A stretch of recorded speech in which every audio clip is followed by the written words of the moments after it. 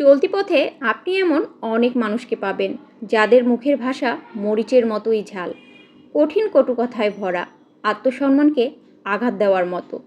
আপনি হয়তো চাইবেন এদের থেকে নিজেকে দূরে সরিয়ে রাখতে, কিন্তু বাস্তবতা হলো সব সম্পর্ক এড়িয়ে যাওয়া যায় না। কখনো পেশাগত কারণে, কখনো বা পারিবারিক বন্ধনে, আবার কখনো সামাজিক কারণে।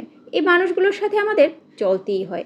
এরা প্রায়ই চায় আপনাকে ছোট করতে, বিপদে ফেলতে, আপনার শান্তিতে বিঘ্ন ঘটাতে। তারা মুখে একরকম, পেছনে আর এক রকম। তাই এদের হাত থেকে নিজেদের বাঁচাতে সম্পর্কটা এমনভাবে পরিচালনা করুন যাতে সৌজন্য বজায় থাকে, কিন্তু আপনি নিরাপদ দূরত্বে থাকেন। কথা বলুন, হাসুন, কাজ করুন, নিজের সীমারেখা রাখুন। তাদের বোঝার সুযোগ দিবেন না যে আপনি নিজেকে সংযত রেখেছেন, কারণ বুঝে গেলে তারা সেটাকে দুর্বলতা ভাববে এবং আরও এগিয়ে আসবে আঘাত হানতে।